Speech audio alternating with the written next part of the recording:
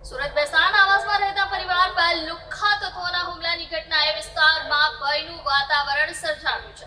આ ઘટના સમીર ગાડી ચલાવી રહ્યો હતો ત્યારે કટકટનો અવાજ આવતા કેટલાક યુવકોએ ગાડી રોકાવી હુમલો કર્યો હતો। જાણકારી મુજબ સમીર ગાડી ચલાવી રહ્યો હતો ત્યારે કેટલાક લોકોએ તેની ગાડીને કટકટ કરતા અટકાવી। આ સમયે તેના પર હુમલો કરવામાં આવ્યો। જ્યારે લતાબેને આનો વિરોધ કરતા મને કટ કેમ મારી એવું પૂછ્યું ત્યારે હુમલાખોરોએ તેમના પર પણ હુમલો કર્યો હતો।